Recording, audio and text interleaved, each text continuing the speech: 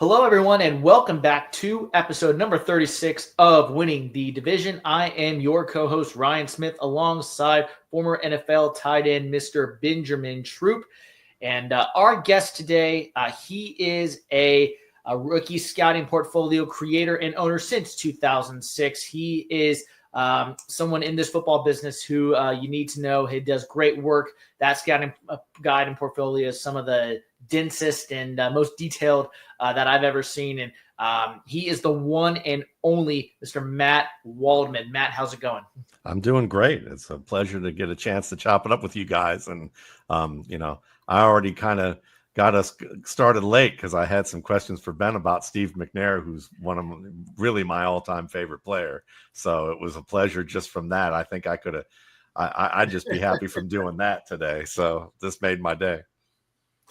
Absolutely. I personally, as a non-Titans person, neutral here, Steve McNair, Eddie George, Derek Mason, friend of the show, we had him on about a month or so ago. I mean, some of those Titan teams, whooped my Panthers back in the day. Titans have been a model franchise for a while with Jeff Fisher back in the day and all those things. Matt, I want to start here. Ben can. I'm going to get my Panther question out of the way early, Ben, and if you want to do your Falcons as well. Let's start with pick number 8 for the Carolina Panthers. You've got guys like Tyrod McMillan, Jalen Walker, Mason Graham from Michigan. Is there an offensive playmaker? If the Panthers just don't go defense, is there a guy on the offensive side of the ball that you see for the Carolina Panthers that would be a good fit at 8 for Bryce Young? Sure. I mean, I think a player who's slipping a little bit, and I think that for reasons that I think are probably more optics and media oriented than really what you see on the tape, is Luther Burden. I think Luther Burden is the best receiver in this class. I love Travis Hunter, and I love what he can do. And it's very close. If you're going to argue Travis Hunter over Luther Burden, I'm not going to disagree with you. But I think that from the standpoint of a receiver who can play all 3 positions if you needed him to, probably best as a flanker, guy you can kick into the slot. But I think what he does as a route runner with his releases, with how he can uncover late in the vertical game, the way that he tracks the football, as well as off script, the way that he can bait defenders and be on the same page with the quarterback so that he can uncover late. All those things really show up well with his craft. And when you have Bryce Young and how well he plays both on structure with anticipation, now that he's really gotten acclimated to the speed of the game, to the complexity of the game, to the level that he has, I think Burden's a guy that you can hit early, and then what he does for you after the catch is among the best in this class and really among the best in the past couple of classes. And then what you can do with him after the catch, when you go off script, and Bryce Young's ability to go off script, I think these two could get on the same page, and you get a player who's very similar in some ways to Brandon Ayuk, a player who can give you multiple roles if you need him to be in multiple roles. But I think a lot of scouts and media looked at Ayuk at Arizona State and said, well, all he does is run RPOs and screens and crossing routes and some slants, and he's a limited receiver. And you hear some optic, some things where people were like, oh, maybe he's just kind of more of a gadget player, whatever that means, to some people. And I think some people did that with Luther Burden with the way they statistically model information. But that's part of the problem with statistical modeling, is that sometimes you're just counting how often something happens, but you're not really looking at what are the techniques, the concepts, and the athletic ability that a player has that he uses to set up his teammates or himself to make positive plays. It doesn't mean he always makes the positive plays, but he put him and his teammates in position to make them. And when I look at his routes, his releases, his setups, how he breaks, with the variety of breaks that he uses, whether they're speed breaks or hard breaks, depending on the type of route it is, it's all there. It's all good. It's just you're not seeing it as often last year. So Correct. for me, Burden is the guy that you can use him in a versatile way. He's going to be an upgrade to what you have in Carolina, at least short term within the next year or two, and maybe even right away in some cases if he acclimates fast and he's studying the way he needs to. And then as you build your team, if you need to kick him inside because now you have a guy who could be even better on the outside, you still have a really good player with Adam Thielen leaving eventually. If you need him to play outside because you have a chance at a guy who's special on the inside, now you've just got flexibility to keep growing your team, but you've still added a player who can be a go-to guy. And I think that at this stage with Carolina, they're in a, eventually I think it's literally going to be within 2 years, it's going to be Carolina and Atlanta battling it out for that division. And, the Saints are pretty much starting over. And Tampa's hanging on with what they got, with the veterans that they have and hoping for another year or two. So to me, you have Bryce Young. You need to keep building weapons around him, especially in today's NFL. It'd be nice to say, let's do some defense and then have this balanced thing. But the way the NFL seems to work, you kind of got to lead with your best foot forward. And if you're going to say, we have our quarterback, and I think they do, give them weapons. It's funny because I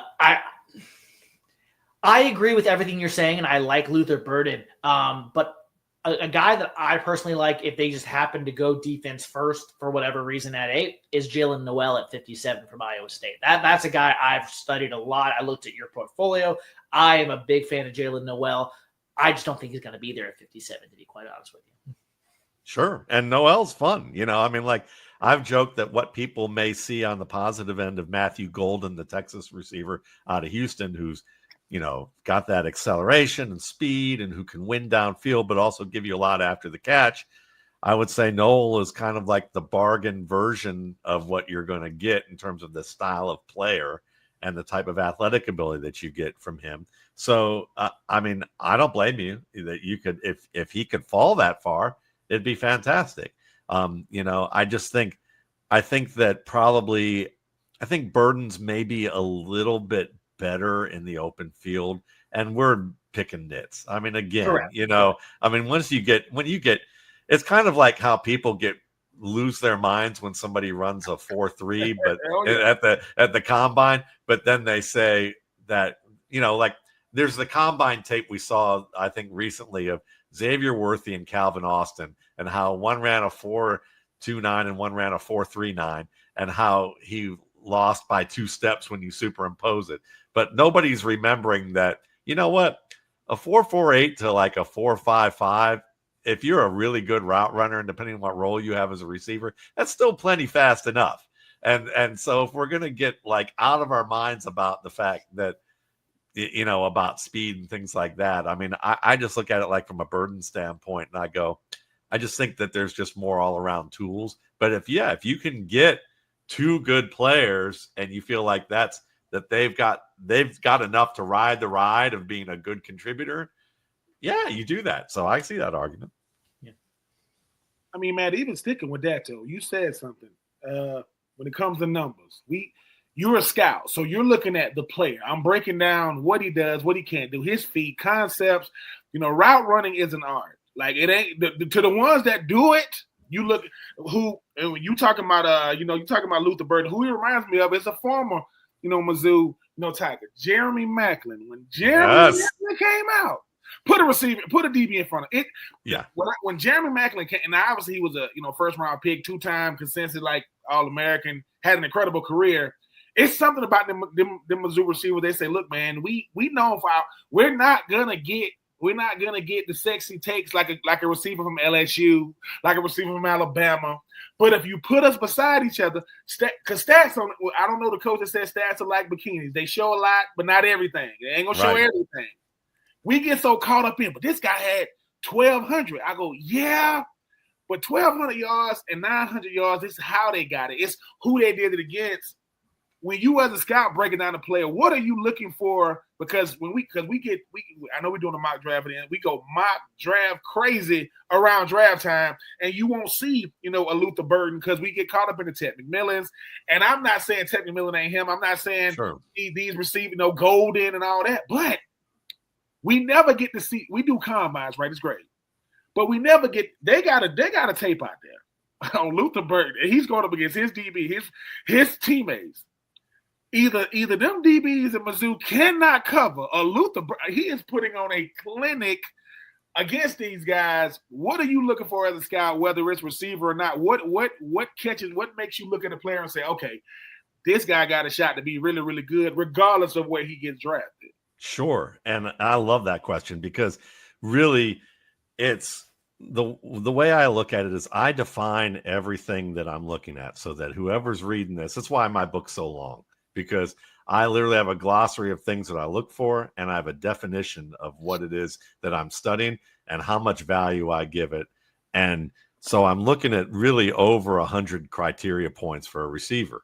And so each time I watch the film of a player, and I not only do I chart what that player is doing for about 4 to 6 games, then I watch at least 2 years worth of their tape so that I can find things that may fill in. So things I look for releases. I want to see what their stance is like. Are they tipping off their releases or are they disguising their releases? Is there wasted movement?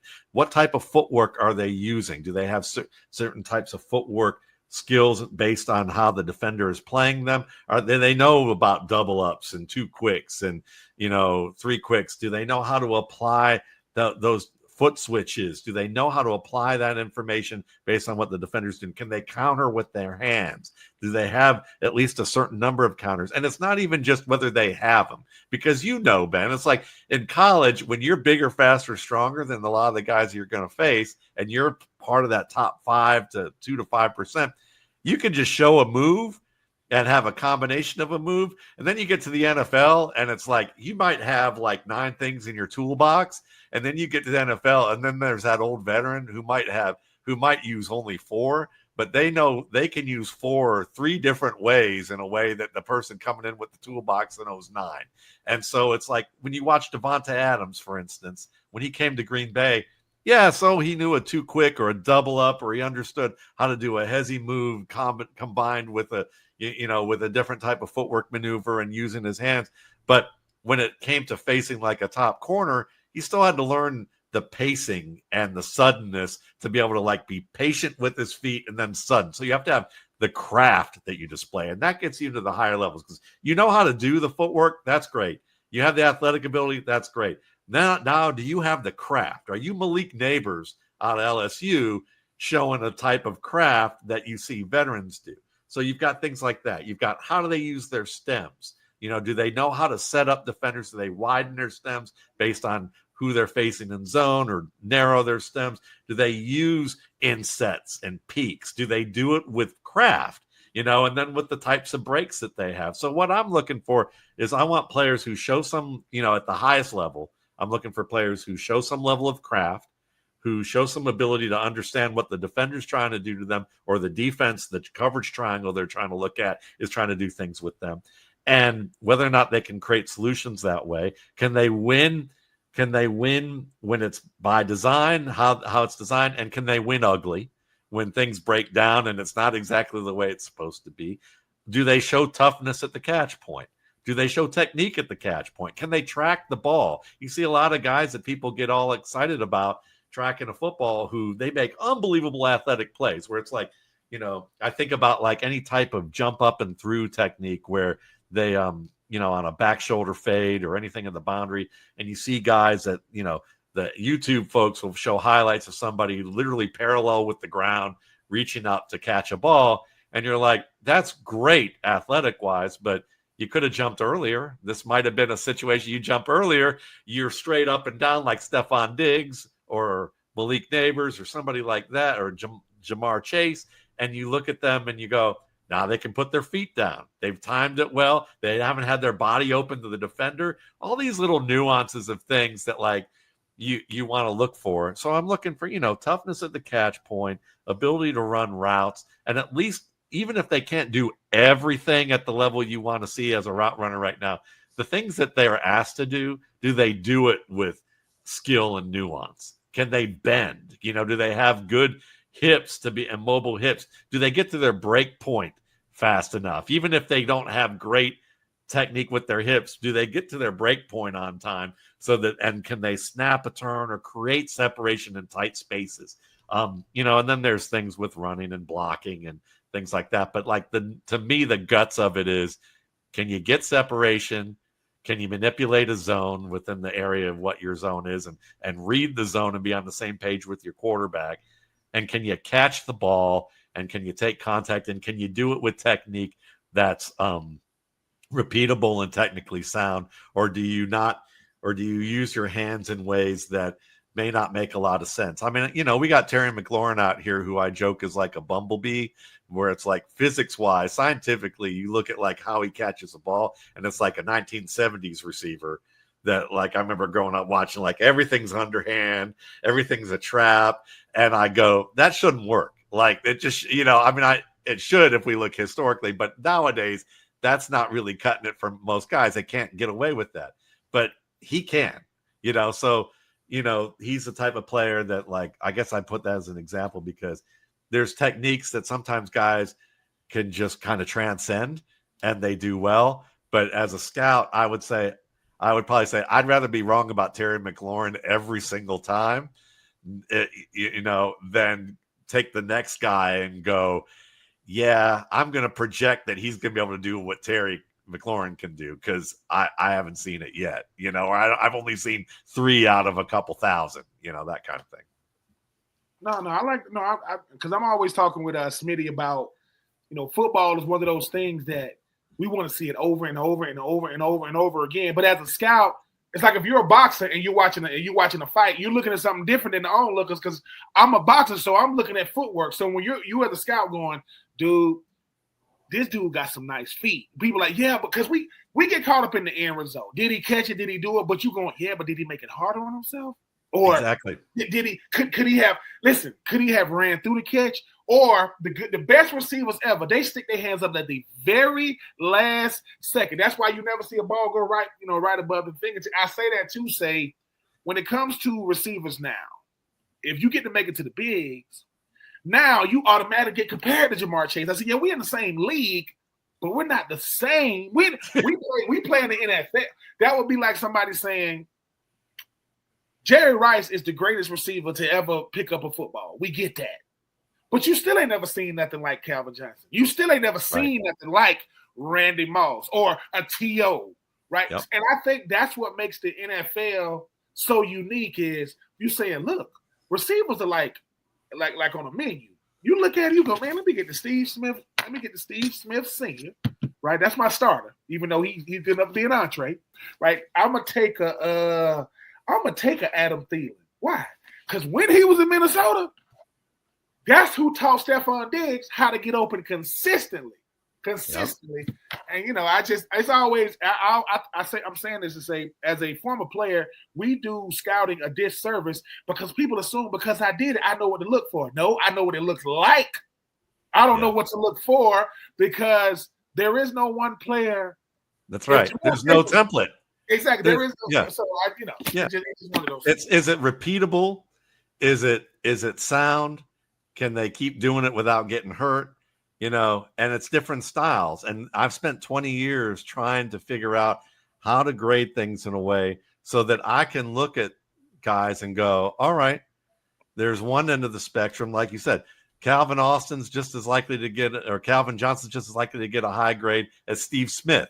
Do you got the receiver who's like 6'5" and plays like he's 9'5", and then you got the 5'9" guy who plays like he's 9'5", but they're different guys and there's different styles with how that works. And you've got to do that. And also, like, when you talk about results versus process, I am firmly in the philosophy of that. If you study the process projects to good results, because you can study results and you don't understand that, like, certain guys, maybe they get 178 yards on the ground versus Ohio State running an outside zone. But when you watch them, you go, the way they play, it doesn't project well to get for them to run outside zone because they rush everything, or they're tentative when things aren't perfectly blocked up, and they don't make cutbacks. They only really hit this crease. Maybe they're better off as a gap player, and maybe, or there's certain things with that. So like, and in contrast, I've watched guys like Matt Forte, Ahmad Bradshaw, who I've watched them against teams like LSU or Tennessee when they were national championship caliber defenses with top NFL prospects on it, average less than 2 yards per carry in those games. And they've scored high for me because I'm looking for a process, the techniques, the concepts, the athletic ability that puts them or their teammates in position to make positive plays. And you can see, I didn't say they made the play. They just put themselves in position for it to happen if they got some help or if the other person did their job, and when you do that, you start to, and if you're looking at it from that angle, you end up looking at players and go, all right, this guy's better than what the stats say, or they look at Lamar Jackson. Jackson was my number 2 quarterback in that class and very much easily a starter, and thought he was a fantastic prospect. I wish my Cleveland Browns got him. But he was one of those players that people looked at, completion percentage. And I chart quarterback play. When I chart things, I chart it by placement. Is it pinpoint? And pinpoint to me isn't always in one spot. It's relative to where the receiver would think where the receiver wants the ball based on where the coverage is and the type of route. Sometimes you got to make an adjustment, but it's still pinpoint because that was the plan. If you're trying to go low and behind because you're crossing the field and there's a safety in the middle of the field that you're heading towards, that's a good placement. Whereas there's certain plays that don't have that. So I grade those types of things in a way where it's not about the result. If the receiver drops the ball, I'm still counting it as accurate and counting it as, I'm not looking at completion percentage. And when I looked at a guy like Lamar Jackson, it was the same thing. It was like people were banging on his low completion percentage. And I'm saying, if you took out what I charted and took out the plays that, that people dropped that should have been caught because the placement was good, he was as good as anybody, if not better. He was great in the middle of the field. He was a great pocket player. He had soft feet. He had quiet feet. He could move incrementally. He didn't, he was someone that was, I thought he was the best pocket passer in that class. And it took Peyton Manning basically to say it 5 years later for people to go, oh yeah, he's good in the pocket, but it's like, that's the type of thing. If you look for the process, the results, you can project towards results. And especially if your process is embedded with and what you think is going to be fine in the NFL. You got to watch the NFL and you got to be watching guys and go, okay, what's the standard for the NFL? Because open in college can be 2 steps. Open in the NFL, somebody's on your back hip and tugging at your jersey. The big difference. No, I'm trying to make sure I'm doing this for. Listen, I love this type of talk because I think the thing about the NFL does all this coverage from former players to analysts. No one wants to just sit down with a scout and say, look, I know if a Hall of Fame receiver, if Michael Irvin say he could play, that gives it weight. But he ain't really telling you why. He's saying, oh, yeah, when I saw him, he's going to look the part. Like, they're going to walk in the room. You're going to say, oh, he looks like a player. But on the field, I used to have a receiver coach and say, listen, I want receivers that can dance. Why? Because, he got good feet. I want a guy that can really, really dance. That way, he says, but a scout, because you watch a lot of tape, I want that player that you go, whoa, you stop the tape and go, what did I just see? Yeah. Because I don't think you watch a lot of tape, obviously, man, but you're looking, to me, I think a scout says, and I could be wrong, y'all say, I'm just looking for that play to say, all right, there it is. All that stuff, he just did it because that's what coaches do. Coaches say, man, I'll watch you do 150 things. I'm looking for one thing to go, all right, everything I said about him, he just engulfed it in one play. He can do it all. Yeah. Improvising, because coaches say, I don't want to see you at your best. I want to see it when the situation is at its worst. I know you're tired. Can you still turn it on? Can you still, as my coach would say, listen, man, can you pull them gifts out?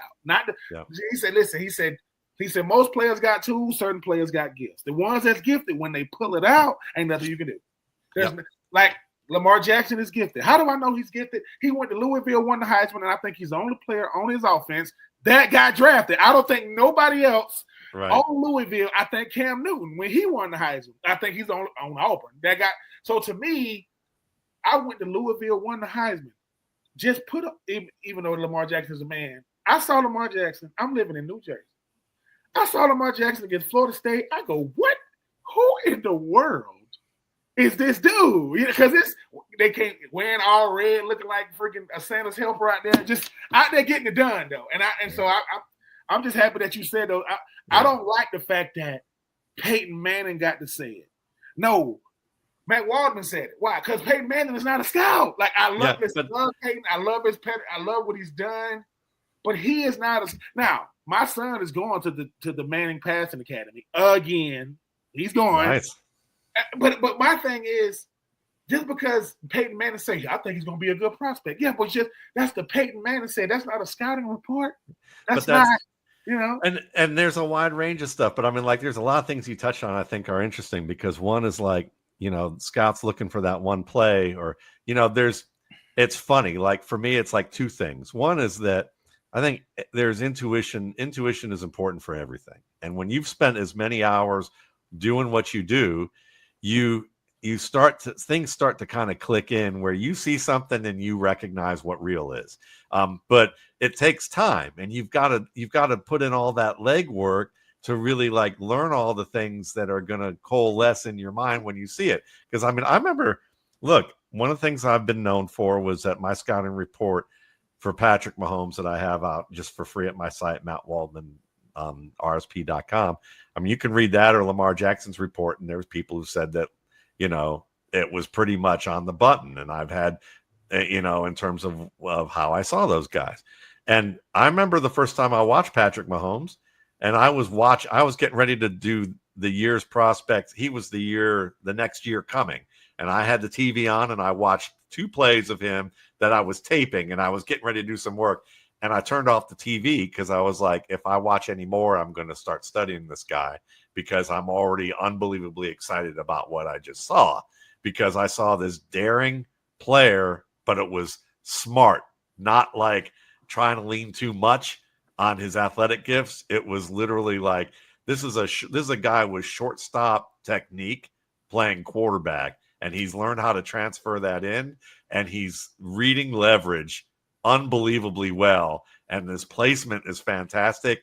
And I was literally like, I can't watch anymore because I've got stuff to do, and but the thing is having a process where everything's really laid out allows you to counterbalance what you see when you see that it factor. To me, the it factor is integrated technique. That's what I call it, is basically when you can integrate multiple things. Like Jalen Milroe right now is a good example. I've watched plays against Georgia with Jalen Milroe where they're running mesh, and he drops back and looks to his right to begin. And then when he finishes his drop, there's the guards getting pushed into his lap off the right side. And he sees the middle linebacker a little bit to his left, and he looks off that middle linebacker, and he holds him until that Georgia middle linebacker takes 2 steps to his left, and he immediately turns the balls out with the guard in his lap, throwing it to the mesh receiver running there. And I'm going, he's not doing he's not manipulating the safety that like every former player analyst talks about on TV, and not doing it during the drop. He's not doing it high and going low. He's on his second read, looking at that guy, knowing that there's a 300-pound man getting pushed by another 300-pound man into his lap, and he's still manipulating that defender, and the timing is perfect. And I look at that and I go, oh, and he makes a small move in the pocket to adjust. And I go, okay, quiet feet in the pocket, feel for pressure, ability to spot, go through to a second progression, the ability to manipulate that and to manipulate it in the center of the field. When I see that type of work, that's integrated. You're integrating multiple things. So for me, that's a play I remember because I look at that and go, whatever criticisms you might have for Jalen Milroe, I didn't see another quarterback do that this year. I didn't see another one do anything remotely like that this year. As good as some guys are, as promising as some guys are. So yeah, I mean, it's just, you want to be able to combine both what you see and what registers with like kind of dogged research to say, all right, just in case my emotions got the better of me, am I looking at the details and does it confirm it? Yeah. Speaking of Jalen Milroe, and he may be on this in this answer, he may not be. Let's look at just all the offensive positions: quarterback, running back, wide receiver, O-line, tight end. Is there any guys that you see in this draft? We know about Ashton Jeanty. We know about Travis Hunter. We know about Tyler Warren, Luther Burden, Ted McMillan. We know about Shedeur Sanders and Cam Ward. Is there guys like a Jalen Milroe, Amarian Hampton, Harold Fannin Jr. and the tight end position, and then receivers like a Jaden Higgins, Jack Besh? Like, who are some of those guys that you think are not being talked about enough coming into this draft, and teams could see good value in them in the later rounds as we talk about as these top guys go off the board in the first rounds? Sure. I'll start with quarterback, and I'll say the guy no one's talking about that I think would be a fantastic bargain as an undrafted free agent or a 7th round pick if a team doesn't want to get into a bidding war for a player, is Curtis Rourke out of Indiana, who played at Ohio. He's 6'4", 220.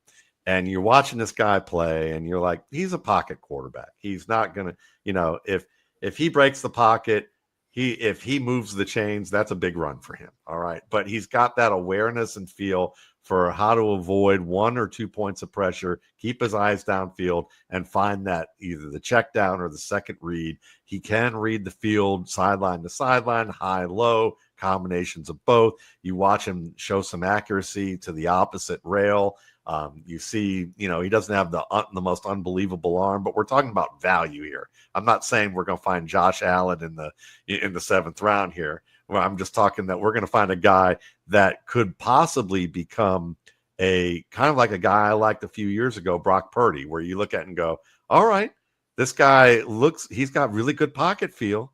He can create off structure. I can see where when he's making mistakes that he's thinking one thing and you see it and he's aggressive and he thinks twice about it and then still throws it. And maybe he should have, if he had to think twice about it, should have gotten rid of the ball.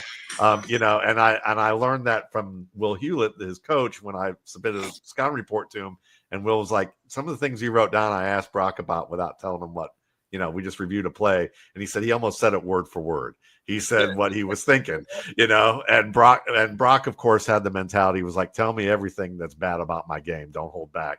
But Curtis Rourke has a little bit of that in him. I don't think he's as good of a pocket player, but he might have a little bit of a similar arm, maybe a little better arm. But the thing was, I'm watching him pick apart defenses, move around in the pocket really well. And what we didn't know at the time is he's picking apart these teams and leading Indiana to a college football playoff game. Yeah. Is that he was playing on a torn ACL from August. And it was the second time he tore that ACL. Now, if the medicals work out that he only tore the ACL and not a meniscus or had some tendon issues or multiple tears, and it's just straight up the ACL, give him a year, let him sit, let him learn, and watch. Maybe can operate the scout team a little bit towards the end of the year. Lord, he was playing on the torn ACL, and it didn't even look like he was, and that's a tough dude. So to me, this is a guy who, in 2-3 years, you may have yourself a really solid backup or a journeyman starter, and so that's a bargain to me. Then when running backs, there's a mess of these guys. We know that with running back, it's like, is there another position in football where you can either be the size of a slot corner or the size of a defensive end, and they can get it done depending on what you ask them to do. There isn't. I mean, there's so many shapes and sizes with it. So that's part of the deal.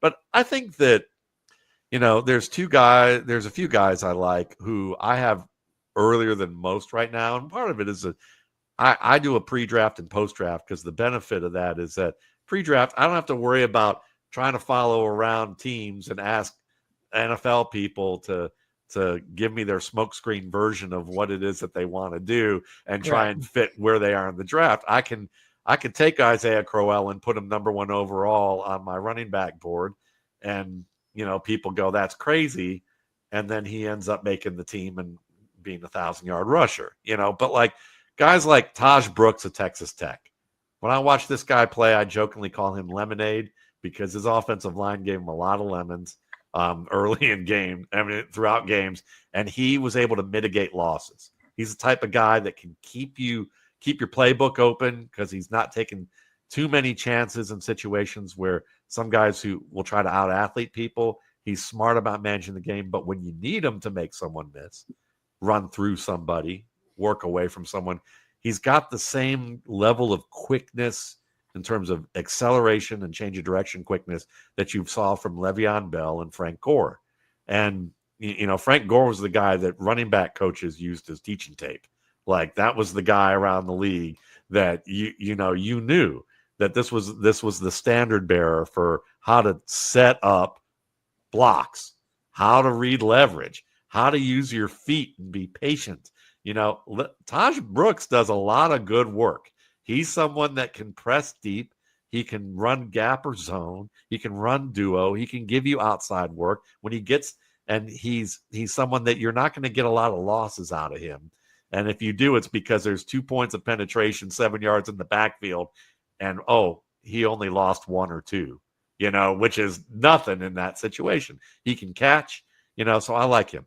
Damian Martinez, similar type of guy in terms of like, probably people are a little lower on, but I think he'll be like a 5th or 6th round pick because of the way that people look at running backs nowadays. But 5'11", 217, ran a lot of outside zone and toss plays at Oregon State. You've got that smooth accelerator to his game. And then when he went to Miami, a lot of inside zones and duo gap plays. Powerful, good feet, presses creases. While they don't show him a lot as a receiver, because at Oregon State, I mean, if you're running toss and you're running outside zone and then they decide to play fake off of that, it's not going to you when the rest of the defense has gone to that side of the ball. So you're not going to see a lot of touches in the same way that James Conner only had 30 career receptions, or that Jonathan Taylor only had 32, or I think he had 42. 40. So it was somewhere between 30 and 40.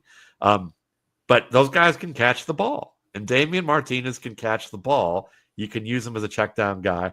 I see him as think like Ryan Grant from the Packers back in the day. Like, he can be a Ryan Grant type of player. Maybe if he's even better than that, like maybe that athletic ability really shows up, and maybe athletically, not like personality wise, not what he did in the pros, but like maybe he's approaching more of like a middle class, upper middle class version of Ryan Matthews, who was a great athlete, a fantastic athlete.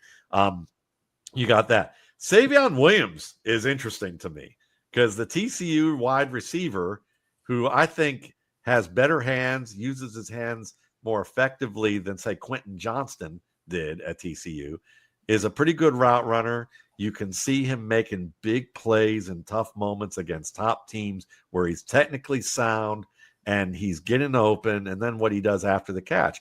But here's the funny thing is, while he might be able to become like a contributor, if not maybe a starter at wide receiver, those package plays, they run him in out of the backfield on Wildcat, and they use a lot of like gap plays like toss and counter.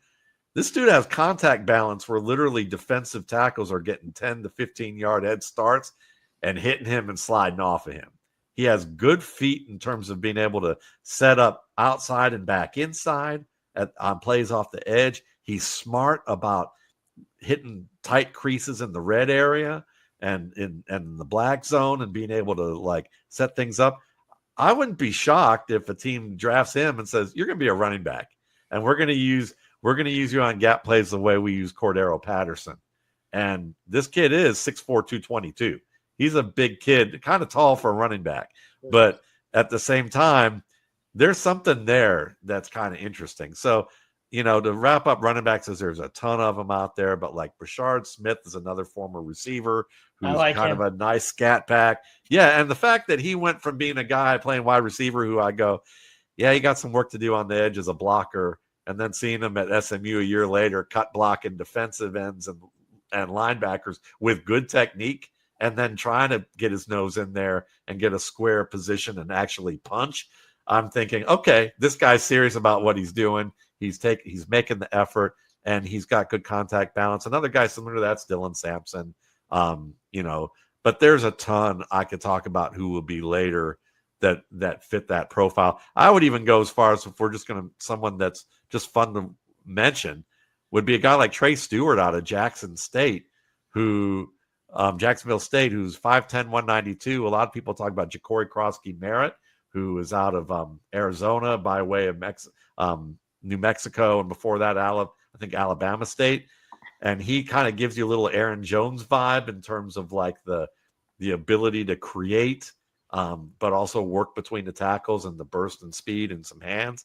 Trey Stewart is kind of interested in that way too. I would say that him and Ja'Cory Crosby-Merritt are kind of comparable, but Stewart might not get drafted just because he is from a smaller school, a lower profile program by the standards of what NFL teams often look at. Because college, NFL GMs and owners, they like to cover their assets about who they pick in the early rounds.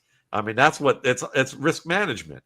Because that's how I got into this, is because I always joke that the first time I remember thinking about this, I watched Gil Brandt talking about a player. If he was only 2 inches taller and 10 pounds heavier, he'd be a top 5 overall pick at running back. And he had torn 2 ACLs, once in high school and then once at Florida State, or once at high school and Florida State rescinded their scholarship, and then once at Villanova, slipping on black ice. And it was Brian Westbrook. Brian Westbrook was a second-round pick.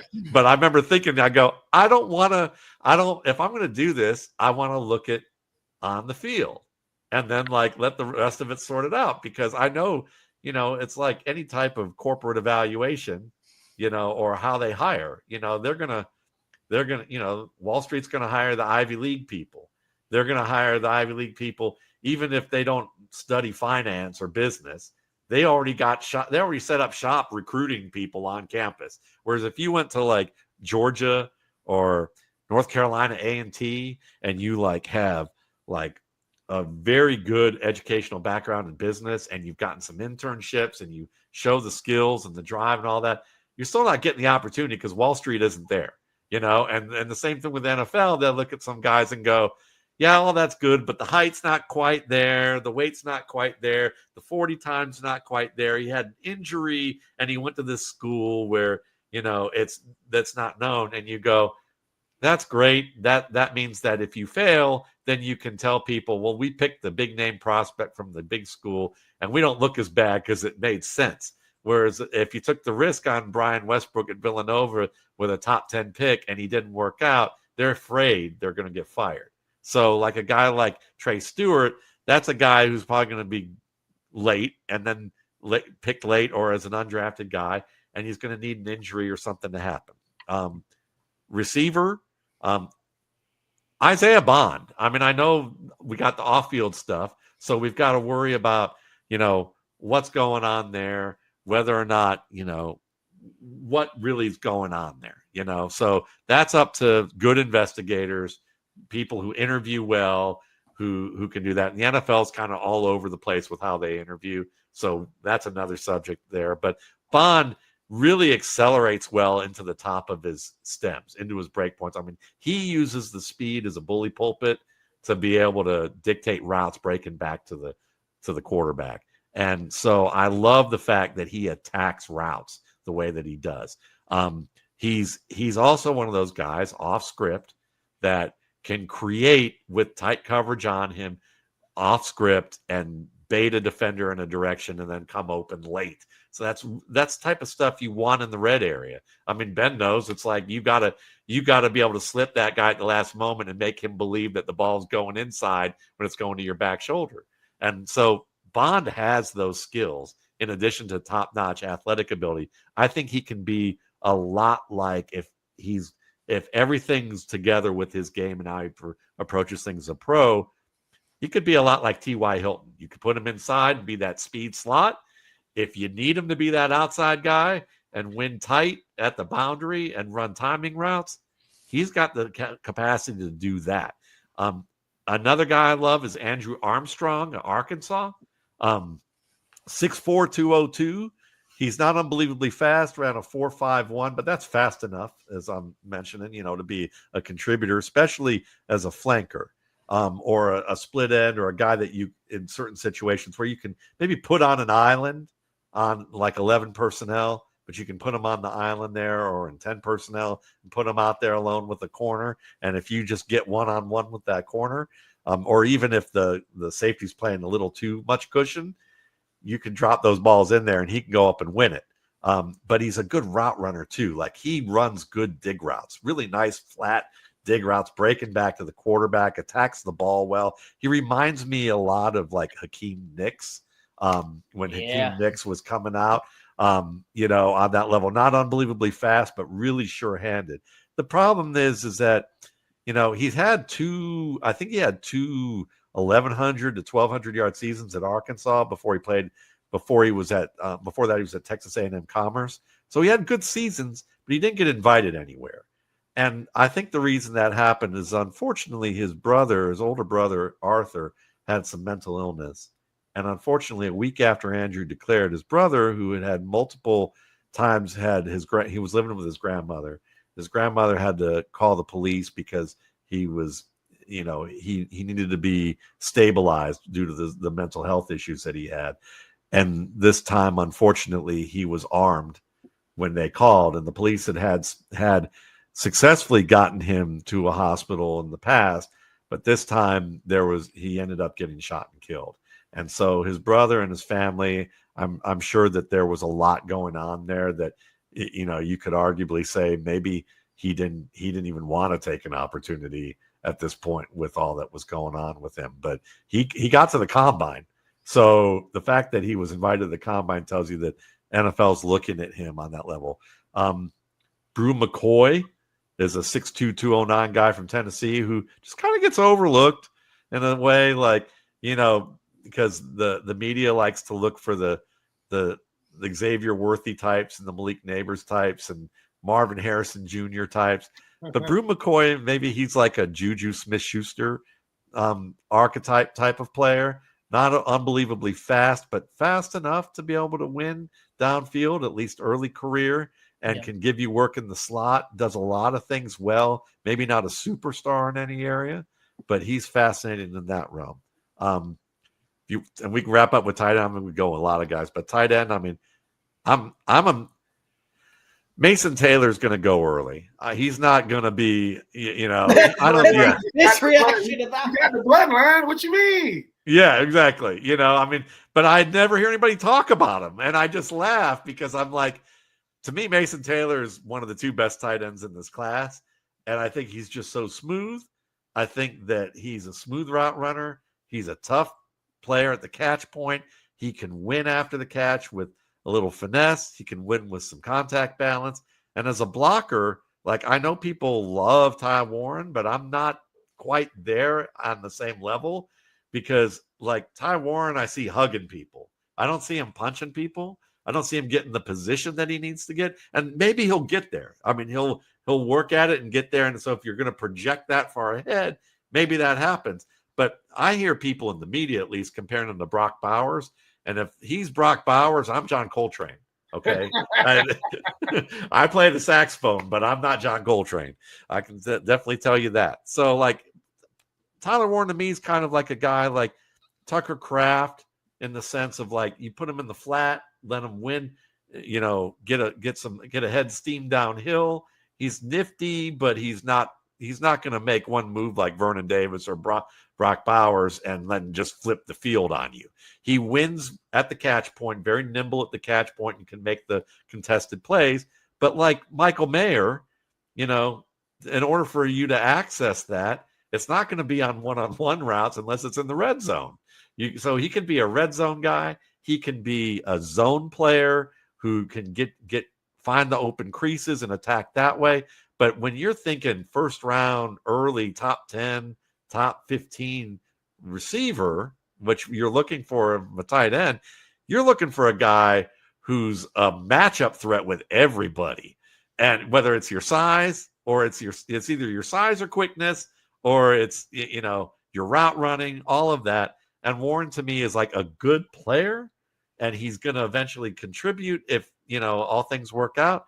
But I don't think he's on that level. Whereas like Mason Taylor, I think is a little closer to that. He can give you I think he can give you like a Mark Andrews type of vibe with a little better upside as a blocker, which is really nice. Harold Fannin, I mean, listen, watching him play at Bowling Green, I think the differences between him and Sam Laporta really are few and far between, and not really vital in terms of, when you look at the numbers and you say, all right, 3-cone drill, short shuttle, very similar to Sam Laporta. Height, weight, very similar to Sam Laporta. How do they run routes? Pretty similar to Sam Laporta. The only difference you might have is in the 40 time. And when you watch Sam Laporta win downfield, it's not because he outran a cornerback. He may be faster, but it's because it's a play schemed up or the defense got broken in terms of their coverage. And he got behind two people, and Goff noticed that right away and hit him. You don't think Harold Fannin's going to be able to do that? Of course he can. But you're not targeting either of those guys that way. You're targeting them in the short and intermediate game where they can match up against off coverage or tight man coverage because their routes and their quickness are good enough to do it in certain situations, and you're going to find them in zone. So, Fannin to me is not bad in that way. And I like Thomas Fidone II, the Nebraska kid, who's 6'5", 243, but I think he probably played about 10 to 15 pounds heavier at Nebraska. Good feet, good routes, sharp breaks, can make the first man miss oftentimes in the middle of the field, even in tight traffic. He's got some power to him. I think he's a good enough blocker that when I see him, there's like version A of Thomas Fidone and version B of Thomas Fidone. Version A is the pre-combine, probably played at 250, 255, maybe a little bit more. And you can put him in line and he can give you maybe the chance to aspire to be a Pat Freiermuth type of player who's really good, and then he can kind of give you that, and because he can catch, he can win the ball, but maybe he's not a matchup nightmare, but he gives you the things that you want to move the chains and can be very reliable in both phases of the game. And then version B, if he keeps the weight off, and he's going for that money, and he's hoping that he can be drafted a little earlier. And he did run a 4.7, which is pretty good for, it's good enough that people aren't going to be like, oh, that's slow for a tight end. And he certainly was quick enough. I mean, his shuttle and his acceleration were good. I'd say more of a Zach Ertz type, maybe a higher end Hunter Henry type, who you can see get down the seam, make those tough catches over the middle, and he's going to give you some intermediate plays in zone. And do good work that way. And he just has maybe a little more range for you as a lighter guy. And he did tear an ACL early in his career, so maybe he wanted to try a lighter weight just because maybe the knee felt better. I don't know. That's all speculation. Either it felt better or his agent was like, listen, if you want the best chance of getting money right, on the front end, with what the scouts are saying about you, drop a little weight, run a faster 40, and it's going to enhance your draft slot. And then you can either gain the weight back because the coach wants you to, or if they're okay with you at that weight, then they're okay with you at that weight based on the role they're going to give you. The offensive lineman, I'll just get you to name one because It seems like everybody and their mother has a different offensive lineman in this class. There's no consensus. Will Campbell, Kelvin Banks, Armand Membu. There's just so many names. People don't really have a consensus. Is there a guy that sticks out at this class? It's considered a weaker O-line class by some. But is there any guy that sticks out in the O-line to you? Not at all, because, see, I stay in my lane. I only watch quarterback, running back, wide receiver, and tight end. That's what I've been doing for 20 years. And if I probably couldn't even tell you the name of one offensive lineman in this draft right now, because I've watched 165 other players. And if I had the time, I'd do it. And when I wrote at Football Outsiders, I would occasionally scout other positions, but this is what I do, and I'm not an expert at that, and I'm not going to try. Well, Matt Waldman has been our guest today here on Inside the Vault. Matt, excellent stuff. Great breakdown. Before we let you go, we obviously would be remiss if we just didn't let you give a little bit of a platform for the rookie scouting portfolio, which you are the creator of. This is the pre-draft currently out right now, and then we have the post-draft coming out. Obviously, post Thursday through Saturday is done. So talk about the rookie scouting portfolio and kind of briefly how you got started and why you enjoy doing this so much. Sure. I was one of those football fans who I never played organized football. I just grew up playing football in the yards basically until I was about 18 years old. I was a musician in my former life. And I see the guitar behind you there. Yeah. Yeah, I'm learning how to play the bass a little bit, but I was a saxophone player and I wanted to be a jazz musician. And so I went to the University of Miami back in the late 80s. And the only thing tougher than getting on that football team was probably that program, that music program that was there. A lot of fantastic guys there. I kind of worked my way into that and then realized that I had a lot more work to do. And I knew that just playing Latin bands and club dates was probably not my thing. But, in terms of what I do, I had an operations management experience for several years, learned a lot about quality processes and how do you evaluate performance. And I had gotten certified in some things that were best practices on how to have a good process that grows so that you learn more as you start asking the right questions, and then you can make your process better. So I started in 2006, so it's been 20 years. And, at the time when I started it, I still had a lot to learn. But within about 6 years, I started to get feedback from scouts who were in the league who were like, I subscribe to this.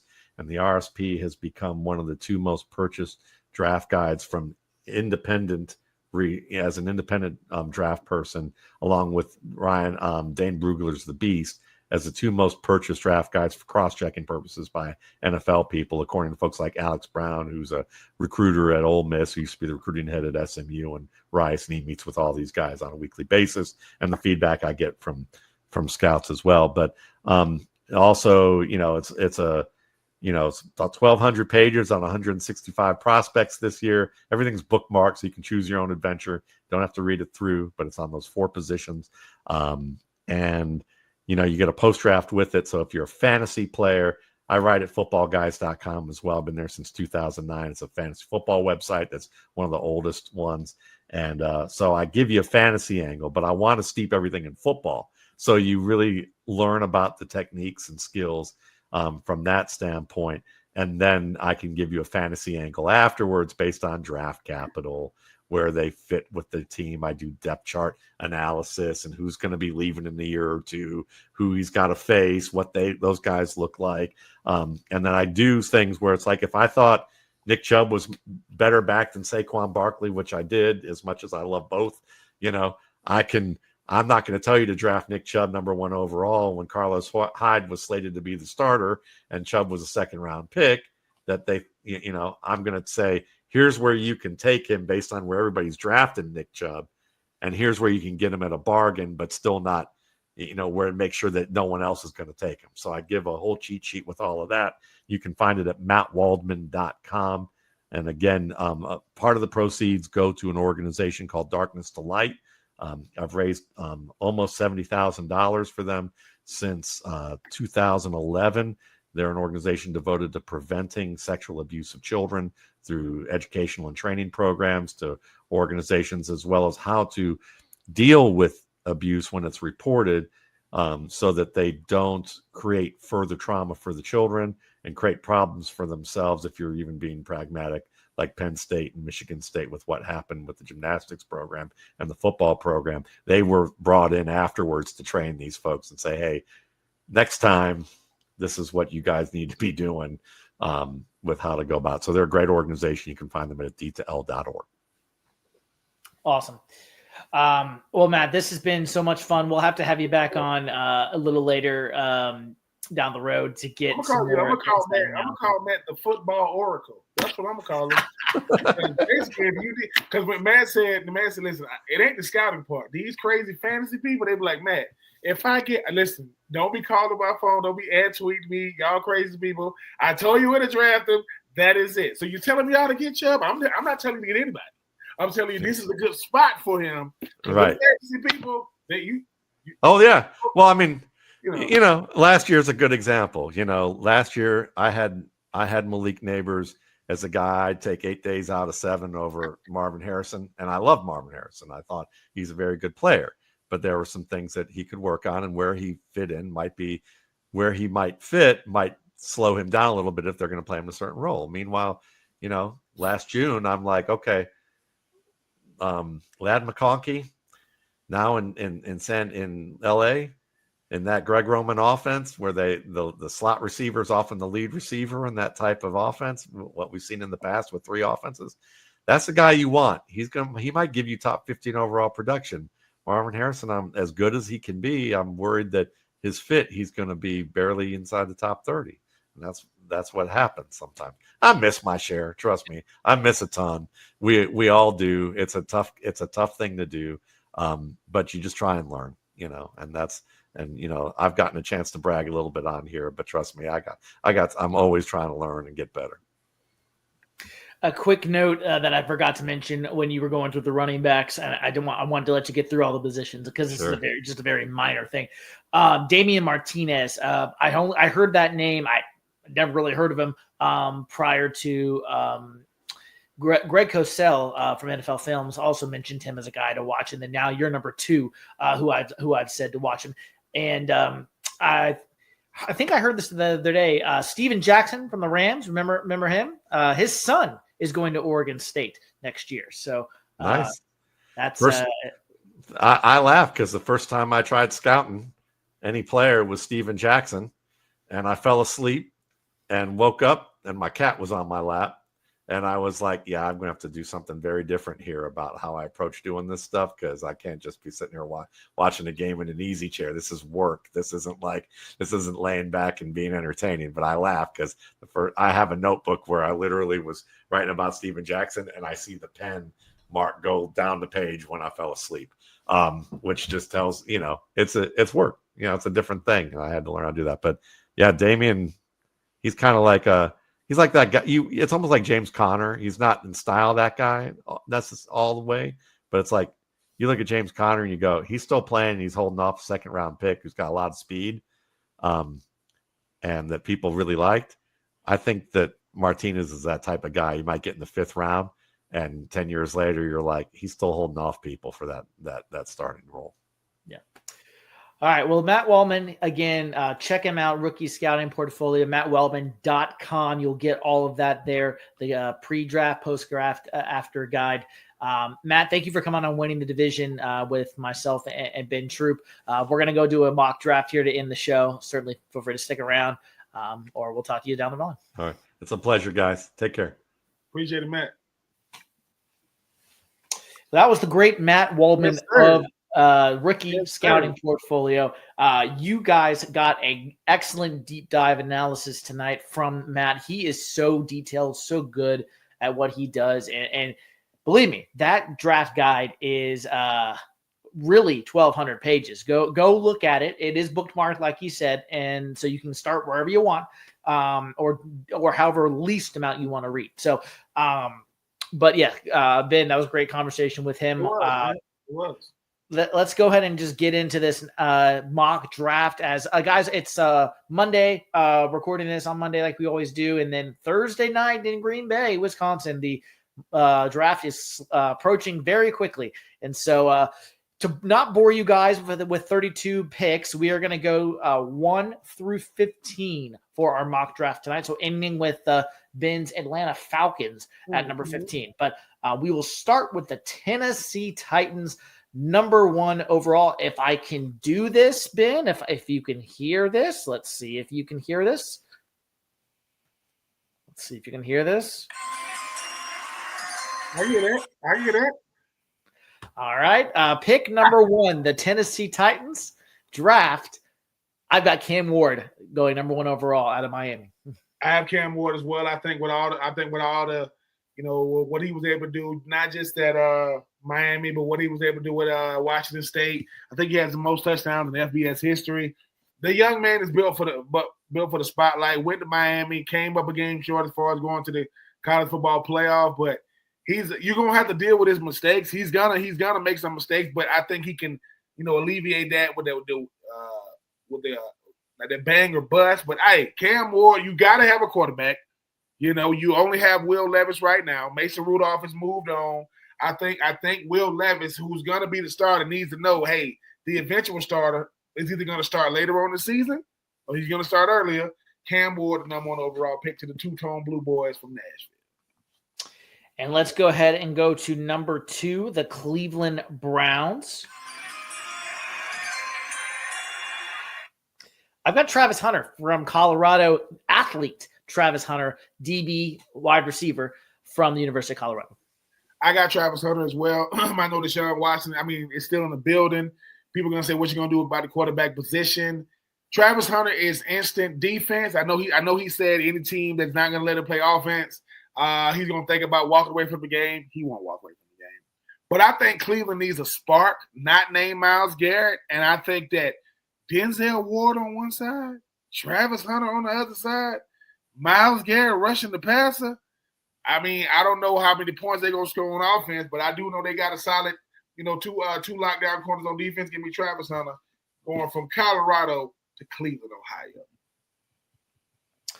And this is working well so far. Allow you if we have the same pick, you get to give the analysis. If we have different picks, now I'm just going. If we got time to say Abdul, no. This is good. The fans get to know why we believe these picks are correct. If we have different picks, I'll give my analysis for my defense. But I like the way we're doing this.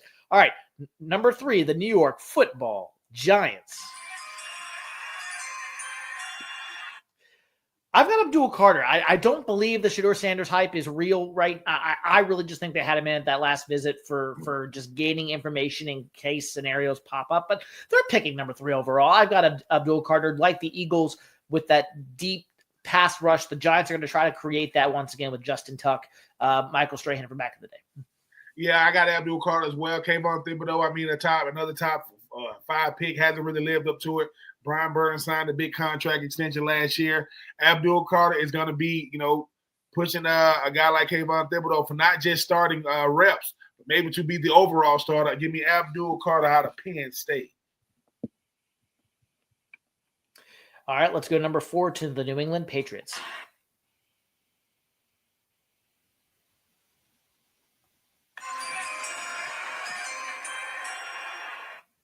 This was one of the hardest ones for me to get. I think they're going to go offensive lineman. Is my gut getting Drake May a protector? I've got Will Campbell from LSU. I like the way you think, sir. I got Will Campbell as well. They got to shore up that offensive line. I know they're trying to, spend the money in free agency. You got to protect the QB, whoever the QB is going to be. Give me Will Campbell, LSU. All right, this is going to be my first upset potentially. Jacksonville Jaguars at number 5.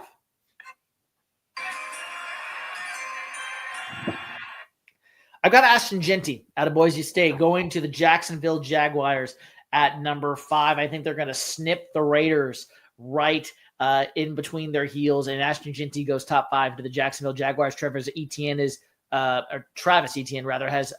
battled some injuries, and he has not had as good of a year last few years, and I think they're going to start fresh with Ashton Jeanty. I'm going to need you to stay out of my head. I'm also need you to stay out of my draft board. I also have Ashton Jeanty going number 5 to the Jacksonville Jaguars. They need instant offense at the running back position. Trevor Etienne is getting a a little older. I know they got Tank Bigsby. Bringing that young and give me Ashton Genty, kind of like, get going back to them Leonard Fournette days. But give me Ashton Genty, number 5 to the Jags. All right. This one we might be different. We got the Raiders at number 6.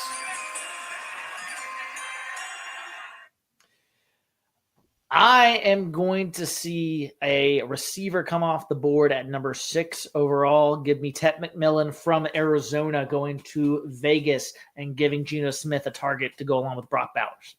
Listen, I know I'm going to disappoint you. I got Mason Graham coming off the board, going to the Raiders. Max Crosby, he's going to have to have some interior defensive help. I know who he is, but he's going to have a young in there. I think Mason Graham comes off the board. He gets to go to Las Vegas. That would make a strength with Max Crosby in there as well. I mean, hey man, listen. You want a youngin, and you want a vet. Max Crosby owns banks because that's how much money he gets every year now. I'm not mad at him, but yeah, I got Mason Graham. I think if you can't learn from a guy like Max Crosby, you ain't built to make it in the league. Let's go to the New York Football Jets. I know they don't say that, but I'm saying that. New York Jets.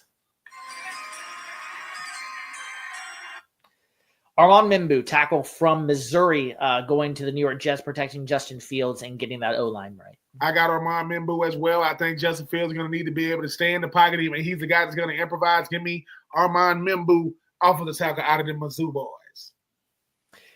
My Carolina Panthers are number 8 overall.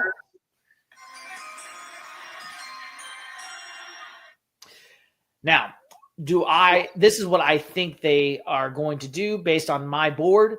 I also believe your pick is probably going to be the more likely one. I've got them taking Mason Graham from defensive tackle from Michigan at number 8 overall. In my board, he fell to 8, but I could also see them taking probably the guy you're going to say at number 8 overall instead.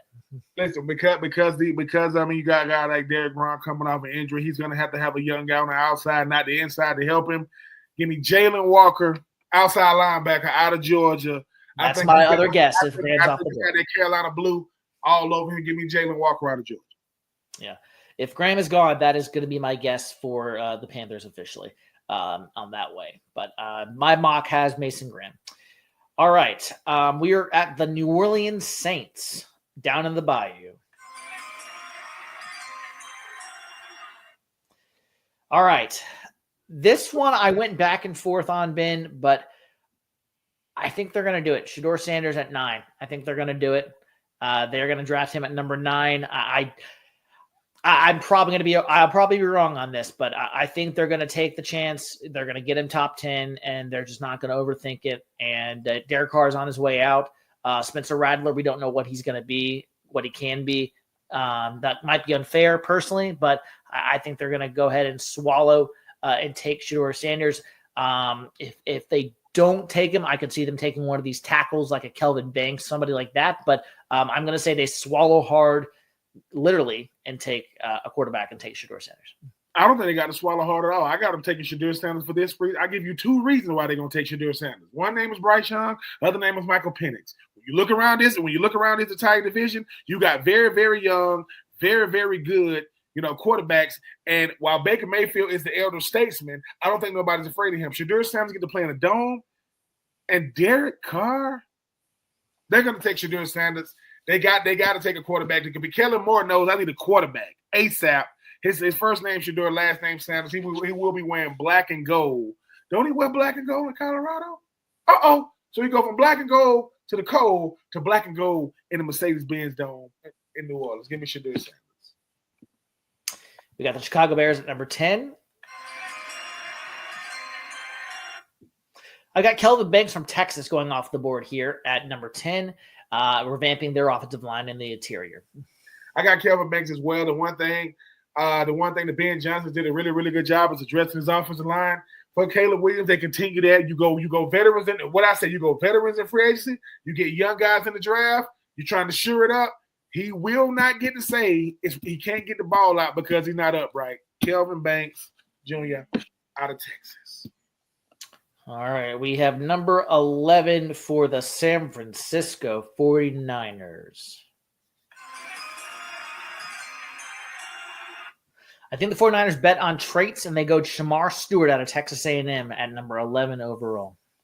Whew, I like that pick, but I think right now they're going to go best player available. They're going to go, listen, they have nobody. They got rid of their safety. They got rid of Travarius Ward. They need a corner. They're going to go Will Johnson out of Michigan because they need a dog out there at one of those corner positions. Give me Will Johnson, the guy that's going to slip to the 49ers, what I think is a steal pick.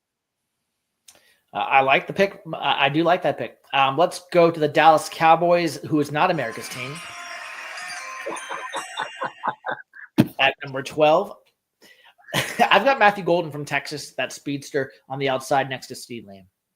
Listen, I like the position. I just got a different name. Give me Ted McMillan. I know CeeDee Lamb's gonna need some help. You cannot coach 6'5".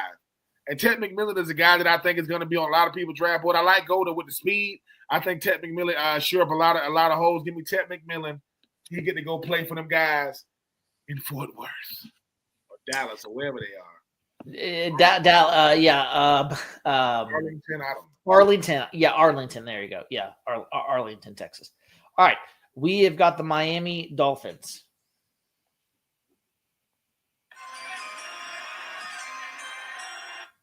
I've got Will Johnson at number 13 going to the Miami Dolphins with the Jalen Ramsey trade rumors. I think they need a corner.